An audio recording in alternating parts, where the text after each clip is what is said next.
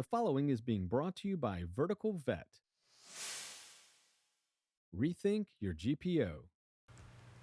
Hello, everyone. I am Dr. Ernie Ward, Executive Director for Education for Vertical Vet, and I am pleased to bring you this special edition of COVID Practice Preparedness. This is our 5th video webinar in a series, and today we're going to really jump right into a topic that's really on a lot of veterinarians' minds right now, and that is inventory control and personal protective equipment. We've all been affected by the constraints in supplies. Our distributors are telling us things are on their way, but when will they be here? So today we're bringing in an inventory expert to sort of discuss what you should be doing today to take advantage and to optimize your revenues during this downtime. And also, what are some of the manufacturers and distributors saying about personal protective equipment? We've really just today gotten some clarity on that from one of our partners, MWI. So I'm excited to bring you some of the latest and what we can expect. So today we are going to be introducing many of our Vertical Vet members to someone that they really need to get to know, and that is Nicole Clawson. And she is an inventory management specialist. In fact, she'll tell us a little bit about what she's up to. She has got a really cool website right now called Inventory Management Strategy Network, the Veterinary Inventory Strategy Network. It is really cool. Again, let's please welcome Nicole Clawson. Thank you so much. Thank you so much for having me. I really appreciate it. Now, Nicole, where are you coming from? Where are you calling us from today? You know, I am in Montana, so I am calling you from the half snow, half sun. So Right. Well, listen, just what's the mood there in Montana? Obviously, you know, we're seeing a lot of news from the West Coast and from New York City and Florida and Texas, but I'm not hearing a lot about Montana. How's it going there? yeah, so I am outside of the Bozeman area, which is kind of one of the larger cities in Montana, and we have a stay-at-home order. I think for the next 2 weeks, and they might have just extended it. So we really have essential businesses are open, and we're seeing a huge, well, relatively for our area, increase in cases. So, I think everyone's trying to stay at home, but it's hard. Right. And of course, Vertical Vet members nationwide, we're tracking closely. We are seeing definite decrease in revenues, definitely decreases in transactions or appointments. I mean, so are you guys seeing the same type of economic downturn in veterinary clinics in Montana? Yeah, so quite a few the majority that I know have gone to curbside appointments, because a lot of our practices are very rural and mixed animal practices. They're really trying to adapt to this situation to make sure, herd health, gets taken care of, companion animals get taken care of. But really, I think a lot of downturn in appointments, revenues, all of that, just we're seeing that. Yeah, and Vertical Vet members, just so you know, based on our early data, we're seeing clinics on average being down about 20%. So obviously this is something that's affecting all of us, depending on where you are, more or less, but we definitely are seeing a downward decline in revenues for sure. Which brings us to our question, today, which is about inventory management, and then we will get to personal protective equipment and managing that. But during these types of times, Nicole, really there are only two major areas that practice owners, managers can cut expenses, and that's payroll, which we've spent now 3 different webinars on payroll management, human resource management, taking care of our staff, how to take advantage of some of these federal stimulus packages. But now today we want to pivot to the inventory control. So, what's the first bit of advice you would give, a veterinary practice manager or owner about managing their inventory during this COVID-19 pandemic? Well, I think first and foremost, it's to breathe, and just understand that we're all doing the best that we can with what we have, and really we're in unprecedented times. But above and beyond that, it's really to understand what is critical to your practice, right? So, what's going to be, important for a practice in the middle of Montana versus an emergency hospital in New York, let's say, is going to be wildly different. So this is a great time to really understand what's critical to your practice, how much you're using on a regular basis, and using the support of our community, the vet medic community, and the resources that you have in your practice to their full advantage right now. Right. And, people like me and others, Nicole, I'm sure you're familiar, for years we've been espousing the importance of inventory management. I've been accused of trying to save everybody a nickel when we should be chasing the dollars. But the reality is these are the times when you should critically analyze your inventory. And Nicole, I think a lot of veterinary practice managers and owners typically run their inventory like this. Are we out of it? And that's their management strategy, right? So maybe let's take them a step deeper, because you're going to have time to step back and evaluate. You're going to have staff members who maybe have a little extra time. They could count some boxes or things like. So what are some of those little actionable items that you're encouraging your clinics and your network to take advantage of during this time to maximize their inventory? Absolutely. I think it's such a great time to focus really on inventory because, to your point, when we're, moving day to day, it's normally so busy. So this really allows us that great opportunity. And so I think I always equate managing inventory to grocery shopping, right? So let's say you just got off work, it's a 12-hour shift, you don't have a meal plan, you don't have a budget, you just go grocery shopping, right? You're just walking down the aisles and grabbing stuff off the shelf. Then all of a sudden you get done, you get home and you realize I have a ton of snacks, nothing for actual meals, and I'm way over budget. So having a plan in place and shifting us from a really strategic perspective rather than kind of reactionary ordering. So first it's understanding how much you're using. And so you can use a lot of tools that you already have. So MWI, they have free reorder tags. So you can use reorder tags and set those up for hospital supplies, anything that's not tracked well in your practice management system. This is a great time to get your practice management system accurate. So you can do physical counts, you can do cycle counts, make those adjustments and kind of set a strong foundation to really come up with an inventory strategy.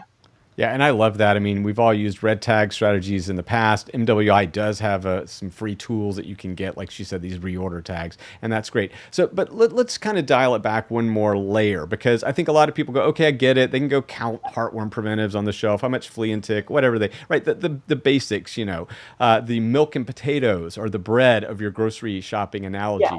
But what do they do with that data? So now let's say they've realized, wow, when I go to the grocery store, when I order my inventory, I'm kind of doing it impulsively. Like I mentioned, when we're running out of stuff, we order more.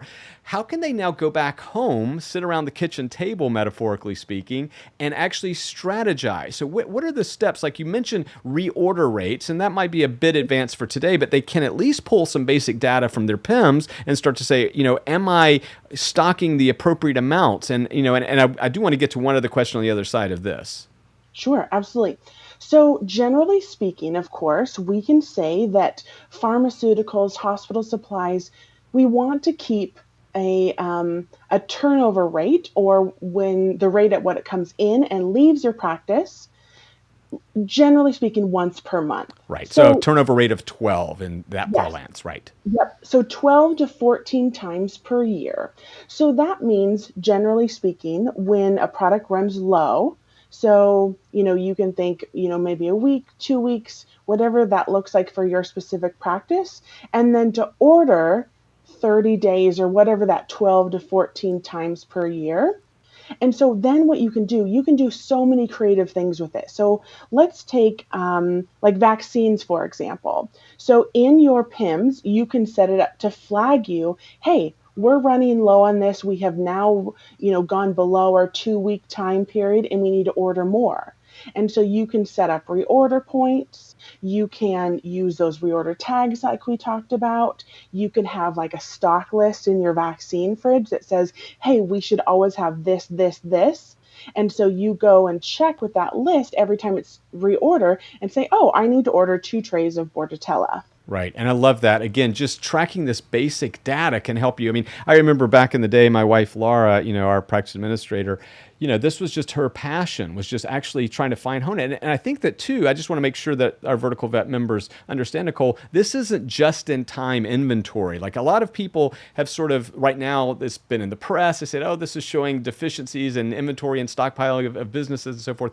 There are a lot of businesses, Nicole, as you know, that have, turns of 24 or more. That means like every 2 weeks. Some of these places will run 50s where they're like, doing the just in time. For most vet clinics, you nor I have ever recommended trying to do it just in time. We're actually saying, hey, you should have a month's worth of stuff on yourself at any given time in general terms. So, these things shouldn't catch you off guard like I think some people fear. I mean, Nicole, I know that I've heard over the years, I'd love to get your feedback on this. People are saying, Ernie, this is why I keep, gobs and gobs of stuff on my shelf. And that's not a good strategy either. Maybe you want to talk about the cost of carrying too much retail or too much heartworm preventives on your shelves, because that's also a cost.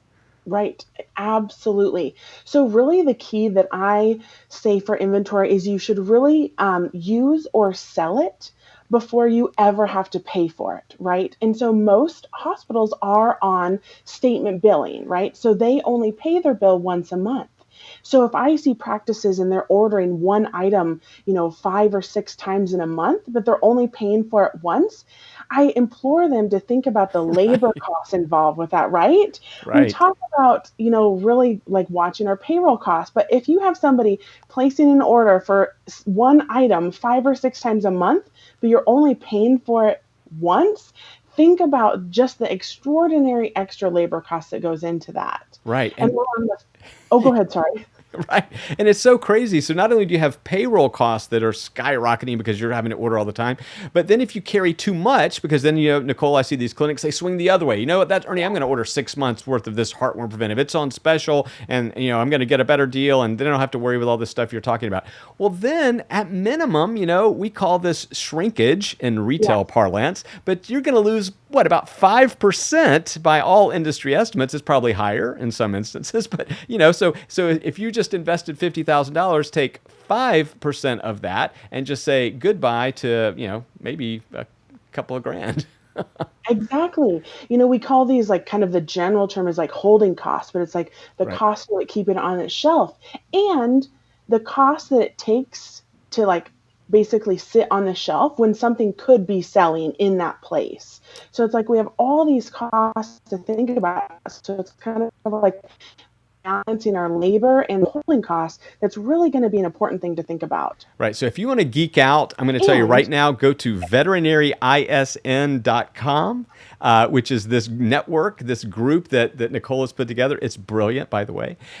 So I definitely encourage you, if you are like me and Laura and you want to geek out on this stuff. Okay. So we've got some good rules here. Come on, just go look at your PIMS rate. Start to evaluate turnover rates. I mean, this isn't complex. And Nicole, I always just recommend just take your top 20 best-selling whatevers, right? It can be heartworm, flea preventives, antibiotics, whatever. Just take your top 20 and start there and say, hey, am I carrying the correct amount of inventory? This is a great time to do that. Now, let's talk about this reliance or shift. And I know we've got some questions from Vertical Vet members that we're going to get to in just a bit. But, how can we now optimize? I'm going to use that word cautiously there. How can we optimize online pharmacy sales during this COVID pandemic? Sure.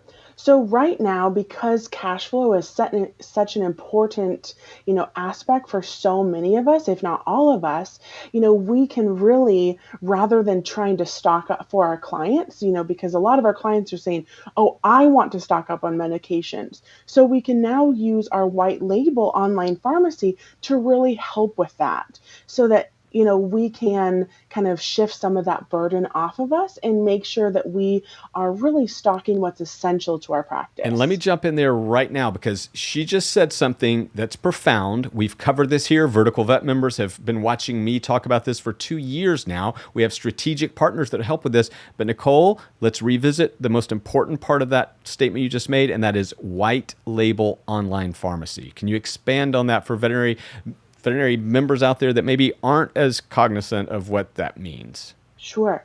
So the white label online pharmacy is something that's specific to our practice, right? It's branded specifically for us, and we're not sending our clients to Chewy or 1-800-PET-MEDS, but we're really, keeping those revenues inside our clinics. Yeah, and I'll tell you, I'm getting feedback nationwide where vets are going, you know what, I'm just telling people it's just too much of a hassle. I'm just saying go to chewy.com. That is a strategy I would encourage you to not do. I would discourage you from doing that. Nicole, am I off my rocker there, or is that okay to say? No, I completely agree with you. It may take a little bit of time and a little bit of effort that we don't really want to put in right now, but I think it is so important, to spend that little extra time to educate our clients, on using our in-house pharmacy rather than just giving it away to Chewy, Yeah. because so much of our revenue, I think that we don't realize actually comes from our in-house pharmacy, and so to just give that down the road, I think especially in such a trying time is probably maybe not the best approach. Yeah, I agree. And remember, some of these online pharmacies are owned by or investing into actual other types of veterinary practices, brick and mortar, even some telehealth offerings. So you could be inadvertently competing with yourself. You could be giving away your patient, client list. You could be giving away data. Nicole, again, I do worry that in times like this, that vets just sort of throw their hands up and they go, just buy it from Chewy.com, just go online, whatever. And they don't understand the long term potential consequences. Yes, absolutely. I completely agree. And I think, as much as we want to throw our hands up, now is the time to really pivot and shift our mindsets to really serving our clients where they need us. Yep, yep. Guys, from one of the first things we did, I made a video and wrote an article. Challenges create opportunities. And this is a great time for you to sort of really take stock, self-analyze, self-critique, say, hey, how can I make these systems better? And look, I know for years it has seemed when times were good and money was rolling in, people were like, inventory, you're chasing nickels, Ernie. But now you might look at those nickels a little differently. Okay, let's talk a little bit about another thing too. And you've touched on this, you've hinted at it a couple of times, but that is the importance of maintaining cash flow. Now, you've laid it out in two different perspectives. And so, again, Vertical Vet members, veterinarians who are watching this, you may have to rewind it because she's fast, she's good. But the reality is she's hinted now twice at ways of preserving cash flow, which is going to be essential over the next 3, 4, 6 months. So maybe just review those real quickly because you said it and it was brilliant. So I think the biggest thing is, to shift our focus from, all of the products to what's important to your practice right now.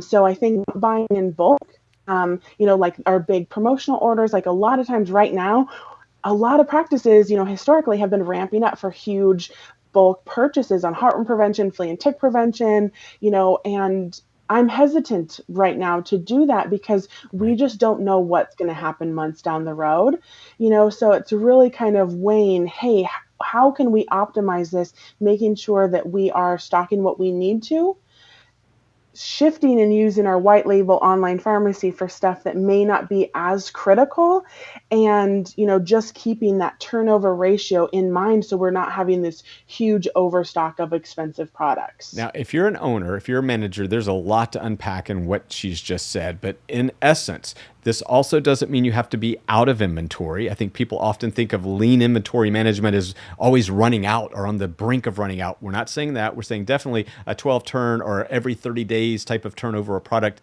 definitely easy to do. Cash flow positive in most instances based on your billing terms and so forth. And then also right now, instead of shifting them to a third-party potential competitive force, white label, in-house, online pharmacy, it's just this is the time to do it. Okay, so let's ask a couple of other questions before I get some of our Vertical Vet members. And again, if you're watching this, we have made this special, COVID practice preparedness series public, but this is the type of content that we produce, a couple of times a month for Vertical Vet members. We also have these platinum groups that are intimate settings that we meet once a month with groups of 10 or so practice managers and practice owners. So if you're interested in becoming a platinum member, definitely reach out to us at Vertical Vet. And if you just want to know more about Vertical Vet, definitely verticalvet.com. But how are you seeing some of the clinics that you're talking to? And again, I love the Veterinary Inventory Strategy Network. I love that veterinarysn.com. But what are some of the things that you're hearing, you're talking about? How are people adjusting out there? Sure. So I think I just want to start off with I've been so impressed with how clinics have quickly adjusted to what's happening. I really see a lot of people's strengths and talent shine during this time. But I think a lot of people are, stocking up on essential items, fluid lines. I mean, not overstocking, but just making sure that there's comfortable levels. A lot of people are shifting away from not having clinics or not having clients in the lobby. And so this kind of gives them an opportunity to, I think shift a lot of things. A lot of people are looking at alternatives, right? If they can't get disposable PPE, can we get disposable gowns that you can autoclave over and over again? What about cloth masks? And I think the ingenuity and kind of the creativity is really shining on a lot of inventory managers right now. And I think that is so fantastic. Yeah, that's what vets do best. We duct tape and we tap dance in the mud. So I'll tell you, I love the fact that you're also sort of validating. We're good at that. And then kind of a final thing before we get into some questions and some, sort of latest, what we're hearing about PPE availability over the next few months. How much do you recommend somebody stock right now? Let's say that they heartworm preventive, for example. I think you've hinted at that. But, what about antibiotic specials? I mean, you're right. Spring is typically the time when distributors and vendors say we've got the best deal of the year. So again, I think some of these deals are going to be delayed. I think they'll be deferred. I truly do believe that from what I'm hearing in the industry. But how much should they be stocking just in general right now? So, for things that are critical, like, our PPE, and, we have a lot of supply chain disruption right now. And so, like, India is not exporting a lot of their things. Things are coming in from China. So I think things that are going to be important right now are like metronidazole and some of our antibiotics. And so keeping a little bit longer of a stock on that, but nothing too crazy. We want to make sure that, again, we don't have this stuff sitting on our shelf forever. So I think maybe 2 months, for these critical items. But again, it's hard to tell because this is just an unprecedented situation.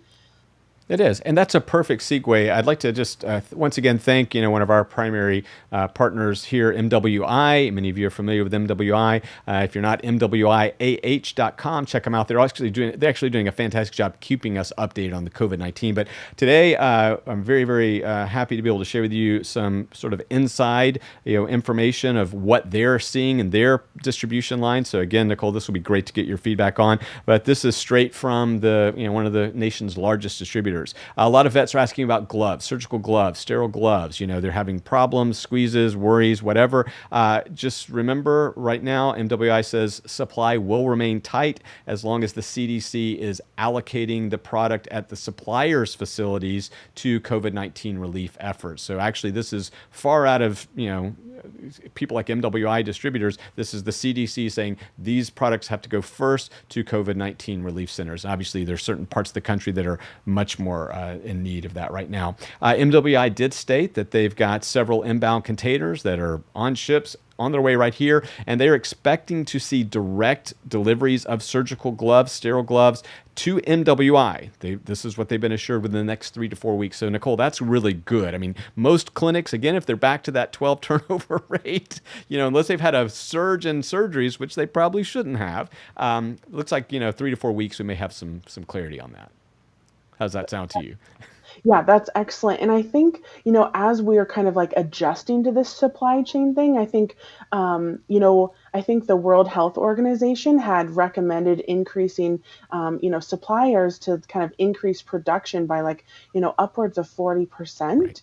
So I think as we kind of see these suppliers kind of start to adjust to the new normal, if you will, we likely will see, more availability, hopefully. Yeah, that's great. Really good insight. Next, caps and shoe covers. So a lot of veterinarians use like single-use caps and shoe covers. Boy, I tell you, Nicole, this just reminds me of the first 20 years of my practice where, everything was not disposable. It was all like, we autoclaved everything. So you young whippersnappers need to learn how to get your autoclaving skills back up. Several suppliers are behind in orders on caps and shoes. We know that. MWI is actively looking for alternatives, and so right now they're just doing like everybody else, trying to get us some in here. Mask, again, what's happened with mask, and this is coming from not only MWI, but this is what you're hearing across the industry, is that the manufacturing constraints in China, those masks were being diverted by the government to China first. So we're actually now just getting what's left over from China. So that's a really important. MWI says there is no official ETA when supply will be normalized. MWI is looking to have more masks and in stock, but they really don't know. They're hopeful by mid to the end of April. And so again, this is where you're going to have to go back to using cloth masks, re-autoclaving them, things like that, kind of like we used to do back in the day, Nicole. So gowns, again, this is one of those areas where I think some of the younger vets have gotten so used to everything's disposable. For me, I lived in autoclave gowns. I practiced 30 years with autoclave gowns. So sounds like we're going to have to go back to that. MWI says they are increasingly difficult category to source at the moment. They are working hard with all of their suppliers, but again, they don't know when. By the end of the month, we hope to have some. The great news, a couple of bright spots from the MWI report, cleaning products, so sterilization, Vet One alcohol, things like that, they are not running out of. They are not running short on, which is great news. They did say they have good inventory from all of their manufacturers. For the most part, cleaning products have been tracking well since they ramped up production. So that's really nice, Nicole, because obviously hygiene is paramount, and it sounds like we're not going to be running out of cleaning materials. Yes, that's wonderful. Now, here's where I think these are two areas that I really wanted. I was excited, and we were really grateful for MWI for giving some clarity, because, Nicole, there have been all these rumors about pharmaceutical shortages, and I just want to read you, supply is consistent. That's their statement to us here, to our Vertical Vet members. Supply is consistent. Obviously, they're watching this, but right now, they aren't seeing these shortages. Now, obviously, there are drugs that have overlap in the human fields that we are always going to be in competition for. Competition is the wrong word, but you understand what I'm trying to illustrate here. So there may be a few categories, but Clavamox, you're not going to run out of Clavamox, it doesn't sound like, So a lot of the pharmaceuticals, a lot of the anesthetics even that we use that are primarily veterinary exclusive, that only for our species that we engage with, I think we're going to be good. So Nicole, again, when we're looking back at inventory turn rates, when you hear that MWI says pharmaceuticals supply is consistent, period, what kind of advice do you have for stocking on that? Absolutely. So this is kind of where the instance of not letting fear take over, right?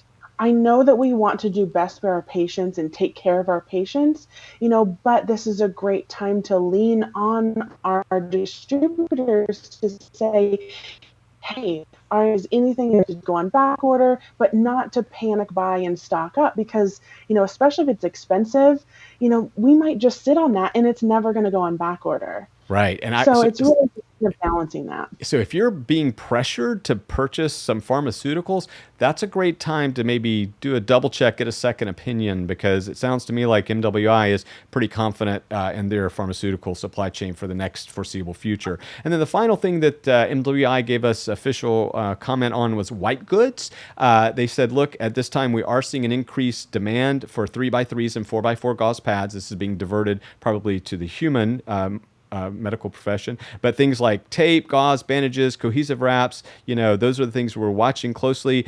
There were some delays for manufacturing in China, but they actually are saying, look, we already had enough, so we think that we have enough safety stock to handle the short delay in the supply chain. So they're also very bullish, optimistic on white good supply. So again, I love what you just said, Nicole. It's like, this is not the time to fall into panic buying patterns.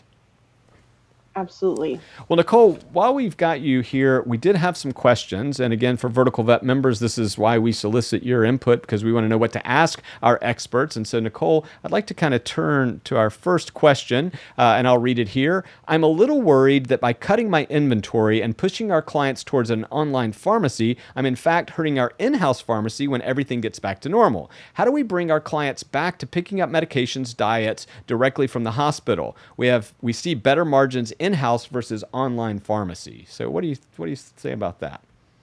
I definitely think that's a very valid question and concern. But one of the things that I find really important is that we meet our clients where they need us to be. So if it's very convenient for our clients to purchase through our white label online pharmacy, that we should implore that and help them to that. But, on the flip side, a lot of our clients really do like coming into the practice, picking up their refills, so it's about client education. So with your client service representatives, when a client calls and asks for a refill, that's a great time to provide some education there.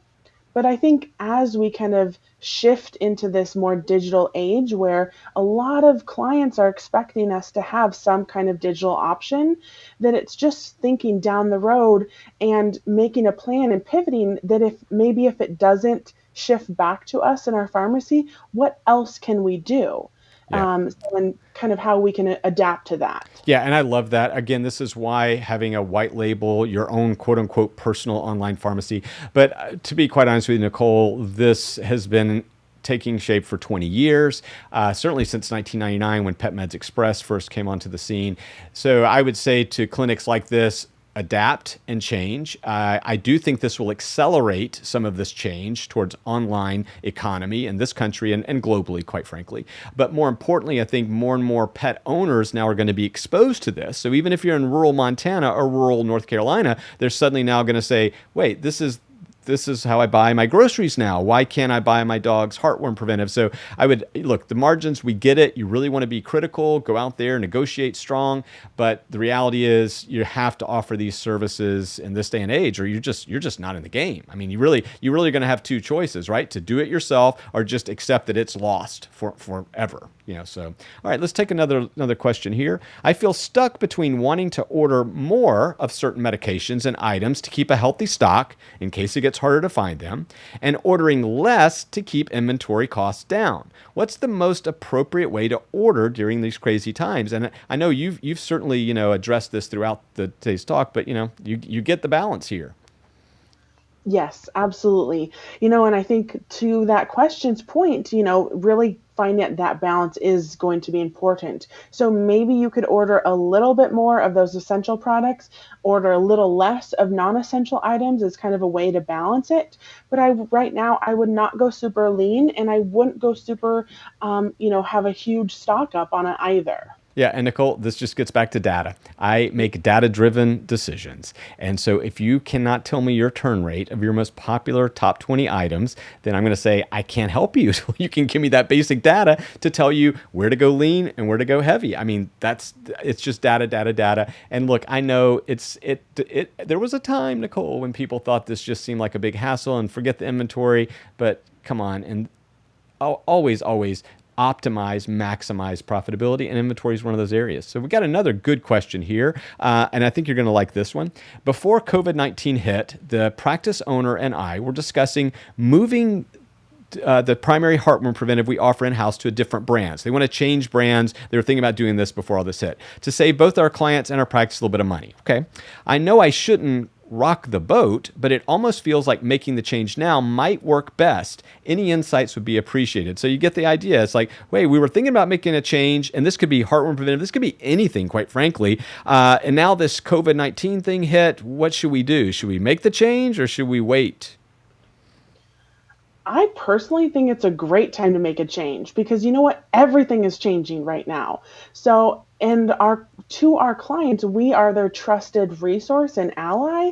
And so if you can provide them a better option with better benefits, why would you not want to change? I think is the better question. Amen, Nicole. I love that you said that. And that's just the fact. I mean, right now, this again, boy, it's a cliche now, that unprecedented time in human history, but it really is. And on the other side of this, as Nicole just so astutely pointed out, everything changes. Like nothing is going to be the same. If you believe that the world goes back unchanged after all this, good luck. I will sell you oceanfront in Montana because this changes so many parts of our lives. And, people have been saying, oh, so you're telling me now everybody's just going to stay hunkered down rest of their lives. No, that's not what I'm saying. But there are going to be fundamental shifts in the way we go out to restaurants, the way we consume entertainment, the way we eat and cook and interact with our friends, family. Work is going to be forever changed. Shopping is already on an accelerated transformation. So, I mean, again, Nicole, I'm not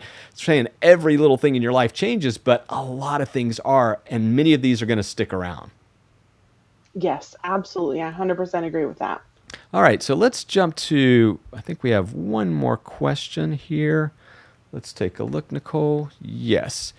All right. Is there anything in particular you feel we should have a strong stock of? Maybe over order or carry more than normal? And I think, Nicole, this is kind of getting back to your point of panic buying and panic inventorying. I made up a word, sorry. Yes, absolutely. So, the things that I recommend always having a strong stock of in trying times, in any kind of unknown situation, whether it's natural disaster, anything, fluid lines, euthanasia solution, anything that we critically need to take care of our patients, but again, I would not go hog wild, and just make sure that, if we have an emergency came in and that we can take care of that patient. Yeah, I love that. And I totally agree with you from a medical perspective. There are always those basic emergency care items that you just cannot run out of. You cannot run out of epinephrine, for example. You cannot run out of IV catheters, lines, and fluids, right? I mean, there's just some basic things. You guys know what they are. Having said that, you also don't need a bunker full of them. I mean, you probably need, like a case of them or two cases. I mean, depending on the volume of your clinic, but you can use data to help drive and determine what makes sense for you. But I love what you've said. Nicole, I got to tell you, I have had a heck of a time talking with you today. Your expertise, experience shines through veterinaryisn.com, right? That's where you want people to head over and talk with you there. Yes, yeah, I have. It's a great community of really wonderful inventory managers. So it's a really great community. So feel free to join us there if you have questions. We're just here to help. Yeah, I love that. And again, I'm a geek for this kind of stuff. And it sounds like everybody, Nicole, always I think, estimates the A, complexity, and B, the simplicity of inventory management. So whatever part of that spectrum you lie on, chances are there's somebody out there that can actually give you some help and assistance and share some best practices. Again, having been in veterinary practice for a long time, 3 decades now, I will say this is one of the areas that I still have a strong passion for. I'm very fortunate because my wife and practice administrator, this was her thing, because at the end of the day, there's really 2 areas that you can manipulate to improve profitability, other than just growing services and top of funnel, but it's going to be payroll and benefits, and it's going to be inventory management. And nobody likes cutting pay, nobody likes cutting benefits, but everybody should like to cut inventory. Am I right, Nicole? Absolutely. That is the quickest way that we can do that. That's right. Well, thank you so much, Nicole Clawson. She's Six Sigma certified, veterinaryisn.com. So, guys, thanks so much for spending some time with us today. This is the kind of exclusive content that Vertical Vet is so proud to bring you every month. We do this a couple of times a month. Then we have these special intimate groups called Platinum Groups for practice owners, and we have a separate Platinum Group series for practice managers. If that's something that you think would benefit you and your practice and your personal journey, let us know at verticalvet.com. Once again, please stay safe out there. I am Executive Director of Vertical Vet Education, Dr. Ernie Ward. Stay safe and give your pets a hug from me. Bye.